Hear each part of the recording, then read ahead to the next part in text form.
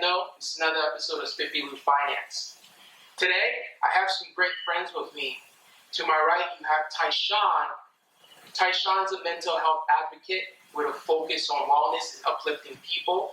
In fact, he's on here because he just wrote an amazing book, The Power of a 31-Day Reflective Journal. It's an incredible read, and we're just going to get into that.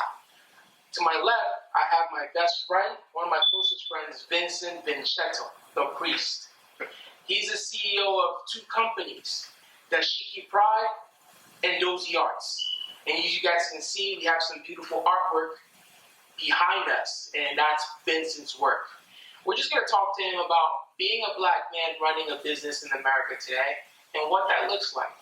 Very excited for today's episode. We're just going to get into it, guys, so stay tuned and stay with us. So real quick, guys, welcome.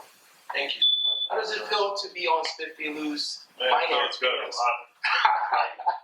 Thank you guys for coming on, honestly, guys. So, honestly, I just wanted you guys to talk to me. Just make this just a conversational video about, tell me about yourself. Okay. A little bit. Just tell me about your backgrounds, and then we can go from there. Okay. Definitely. My name is Vincent Chidozie Ukokwe. I was born and raised in Nigeria. That's a very strong name, by the way. Chidozie.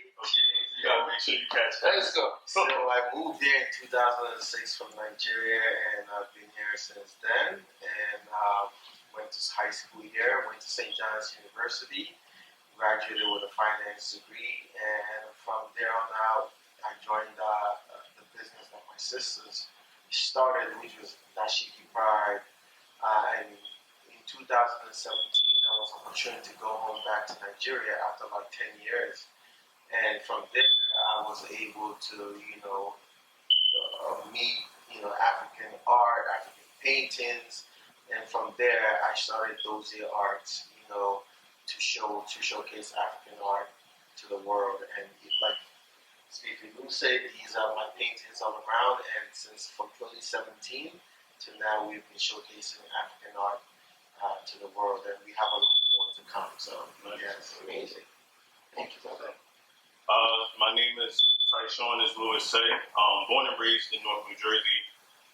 Went to high school actually with Vincent. We went to Christ the King. Yes. Graduated from there. I went to Montclair State University where I earned my degree in family and child studies.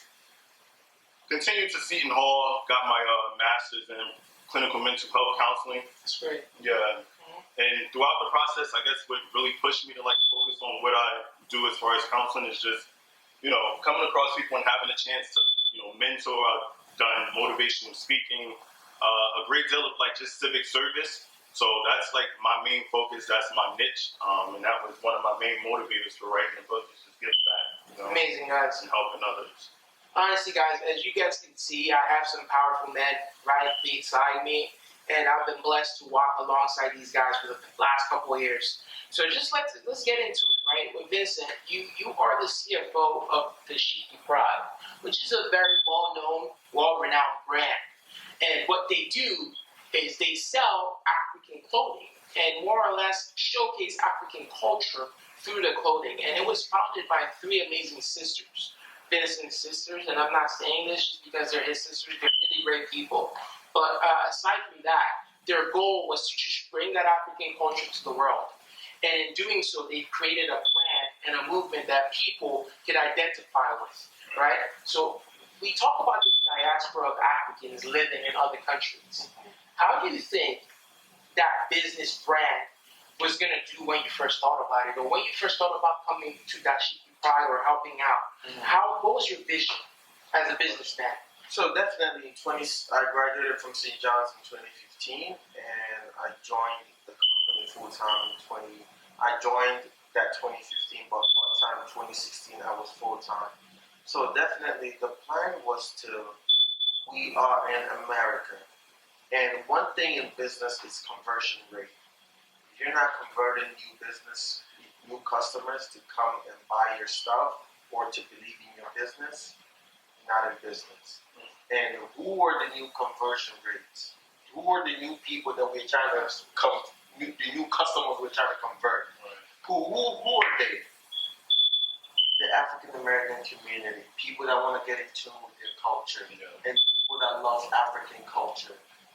And from there, we set out the plan, the marketing plans.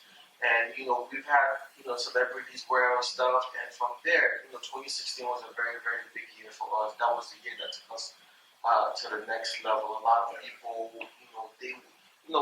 what you're seeing now started actually back, I would say, 2015, 2016, African culture, music. So the momentum has Yes.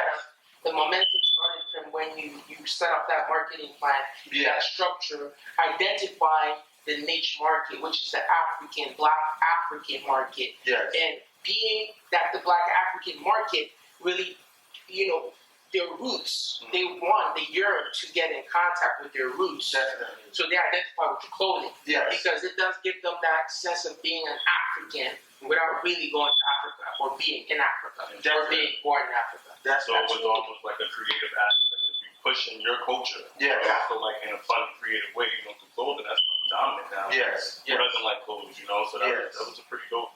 Yeah. So, that's a great idea. definitely. So, that should keep pride has been, soaring since then, and we've continued to grow that. And we've had celebrities wear our stuff. We've been on TV several times. We've had You guys got gained good notoriety. definitely. Okay. So, right now it's a cultural. I would say that the company now is a lifestyle company. Okay. To the fact that we're looking to do so many things in the future, It's great. we are, so the future is great for African culture in Okay. America now. I definitely can see that with the rising. Definitely. Shout out to you, man. It honestly speaks to the work of a Black man coming here, seeing a vision and how he can add value. So, not to say that, not to take anything away, just wanted to jump to you, T Shizzy, man. Honestly, Talk to me. where's my book? Talk to me nice. I actually took it. He stole my book, guys. He stole my book. It was in your way. So, guys, you guys should pick this up. It's on Amazon. The 31-day. The Power of a 31-Day Reflective Journal. It's a really good read, very short read. Tyshon, can you really speak to us about the motivation and the reasoning for writing this book? Absolutely. So, first thing for me was during the pandemic, it was such like a moment where we struggled vastly. Like it was like a crazy moment. It was a crazy shift for us. And during the time of the pandemic, with COVID-19 and everything, we were also at a racial pandemic as well. So it was just so much going on. And the first thing that I can think about is there's so many people out here that can be in a bad state of mind mentally. What can I do to apply myself to other people? You get what I'm saying? So over the time of quarantine, I started to record my thoughts, creative writing. I can be at home. If I'm up, I get an idea, I'm writing it down. And this was always something that I wanted to do ever since I was younger. I always said, you know what? I have a book in me. I didn't know what it was. I didn't know what I was going to focus on, but I knew it was the way I was going to intertwine it and what I felt I was called to do, which was giving back to others. So I started to write and just free writing, not even with the idea of I'm going to publish a book, It's just like a fun thing to do. Right. And as time went on, I realized that as I was writing, I was strategizing in a sense what exactly I was doing. So I started to grab core values essentially. So it's a 31-day challenge. I provide 31 topics. With each topic, there's an excerpt, and at the end of each excerpt, it ends off with reflective questions for the audience to just reflect on. The only way you can really grow is if you challenge your own perspective on a lot of things. Got it. Everything starts with you. So although it's core values, I end it off. I keep saying open it up, but I end it off with reflective questions because you can apply it back to how it fits in your life. The lifestyle thing. Yeah. Anyway. Right. So the whole point of this is you both have created secondary income. Not thinking about it. So let's bring it back to the finance, right? Let's bring it back to the finance aspect of this. You guys have created secondary income in some way. Be it writing a book. Writing a book generates sales. Sales generates revenue. Revenue generates income, right? Same thing with you. Selling generates income, right? So you yourself have two sources of income, being it Dozy Arts and the Shiki Pride. So let's just speak to this, right? Prior to opening the business, what are some of the things that you went through mentally in terms of, okay, how do I generate a return from this project or this hobby of mine, right? Okay. So whichever one of you can jump in. Yeah. So definitely, in at St. John's when I was in school. Funny enough, these two companies wasn't actually my first venture. My first venture was actually party promotion. So you're an entrepreneur, huh? Yeah. So take that. We got an entrepreneur, guys. Let's put some respect on the pay on it. So my first venture was actually party promoting, and I started off at St. John's University party promoting. My first party, I lost everything I saved during that summer. It was hard. So you experienced some losses. Yeah, That's very good. definitely. This was my sophomore year, second semester. I lost everything I had, and I had I was known as that guy that threw crappy parties. And literally, I had to stay back in New York for a full summer to be able to build up, contacts, understand how the business runs, and then from there, he said something that was very key. He said leveraging his network and understanding how his business works. Definitely. That's number one. And number two. Yeah. Okay? So from there, I was able to understand how the business works, understand the discipline, understand what it means to have a team. Okay. Yeah, because I had a team in the sense that for me to distribute my flyers, I used to put flyers on the people's dorms, in all the whole classroom, in all the universities, and I could do that in 30 minutes. So it was more or less free advertising because you had a team. Yeah, I had a team, and people from other schools will pay me to distribute their flyers at St. John's. Wow. Okay. And because you built a team. So from there, I was able to understand how business works. I had a business partner. God bless his soul, Arvin Barker. He died in a car accident when we graduated. So I understood how the team works, how business is supposed to work, what success feels like. My first success was my senior year. No, it wasn't my senior year. My junior year, after coming up a year of taking losses, and I had this one kid that reported me to the dean because he claimed that he couldn't get into my party, and because I threw a big party. He must have heard his feelings. Yeah, so he reported me to the dean. He was struggling. Yeah, he reported me to the dean. I had to face like a whole disciplinary cancel. Oh, wow. He was really, really serious, and because he couldn't get into your party. Yeah. Wow. So at the end of the day, it must have been a party, guys. Must have been a good party. Yeah. So at the end of the day, I had to, sit and work something out with the kids that couldn't get in. I had to pay him back his money, and then my first, taste of success was when my senior year. I have built up this notoriety. My party was going pretty well, and just having people just want to get into your party. Actually, that kid ended up paying like $75 to get into one of my parties. Wow. Guys, let's just break that down, guys. So he took some losses because he didn't understand the business. Yeah. He didn't have a team. Yeah. And he didn't understand marketing or how to get his product out there. Yeah. So once he learned, and after taking some losses, which is fine when you start up a business, he learned that advertising was important. Having a team was important. Yes. That's when he started tasting some semblance of success, where people were on a waiting list to get in his parties, and also paid a premium to get into parties. Yeah. So those parties, you had to sell tickets, and those ticket sales generated revenues. So we're just kind of getting in his mindset and understanding how he ran that business. Yeah.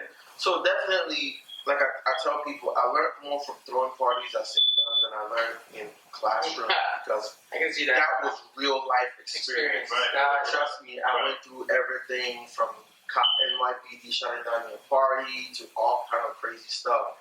And when I graduated, I understood how a business is supposed So to you work. brought that to the Shiki Pride Definitely. and then Dozy Arts. Definitely. Gotcha. We brought that relentless spirit that, trust me, man, when you go a whole semester with people, when you pass, people, oh yeah, that's the kid that throws the whack party. You didn't want to have that ever again. Definitely. Like, you build up a mind to the point that, like, even though when you're down, you learn how to be relentless and keep Get moving. back. So, yeah, so definitely I brought that to Dashiki Pride, and I told my sisters, I added my point to the sense that, you know, some celebrities that, you know, that we would have to go chase after, I would want to chase after them. Okay. You know, because So you were willing to put in that work. definitely. Put in that work. So, you know, we brought that same feeling, that same strength that She Could Cry Amazing. company popped off, brought the same energy to those here arts. And, you know, we've been pushing basically the whole my two businesses or the family's business is promoting African culture, and we've been very, very successful. That's in doing that. Thank you for sharing that, Vincent. Honestly, as he said, key driver is relentlessness and a drive Yeah. to succeed, regardless of where you find yourself. Yes. And honestly, it's crazy because he just did a piece for George Floyd. Yes. Right. He just did a piece for George Floyd and Gianna, you know, just to remember Yeah. what was not lost, but what was started. Yeah, it was a very movement powerful. start. And it was a crazy story behind that piece. And definitely want to hear that story, but I want to definitely get to my boy Tyshon. Yeah. Tell me your mindset when you were, like I said, writing this book. You didn't really realize that you're creating a secondary source of income for yourself.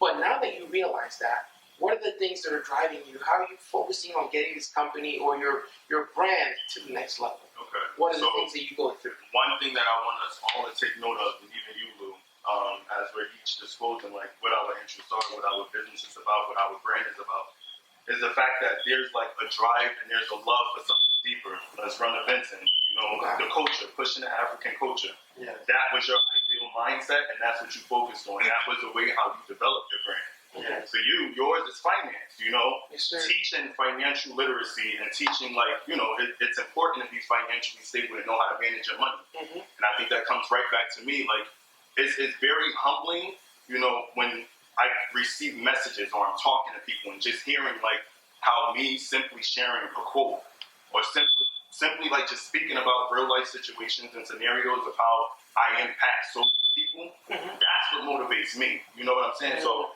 my biggest thing is like, I wouldn't even consider it a business. I would consider it a movement. You know what I'm saying? Because I want people to move with it. And yeah, let's grow together. Like, this is really like, when you get to the nub of it, if you're not whole, if you're not a self-actualized person individually, no matter what you do, it's always going to fail. Because deep down, you're not going to be right. That's good. So you can have all the money in the world, you can have all the vision in the world, all the opportunities, but deep down, if you're not at a holistic standpoint with yourself, Yeah. none of that matters. Like, I want to get people to the point where, okay, when it comes down to it, if I have money, if I have cars, if I have a lifestyle, everything that you know we would want, because it's part of living life. I know. Video has to stop here, guys. Hey guys, I know you guys are excited to continue with the conversation with Vincent and Tyshon, but this is where part 1 ends. But don't worry, don't be sad. The video continues. Look out for part 2. Excited to continue the conversation with you guys. Catch y'all later. Don't forget to smash that like button.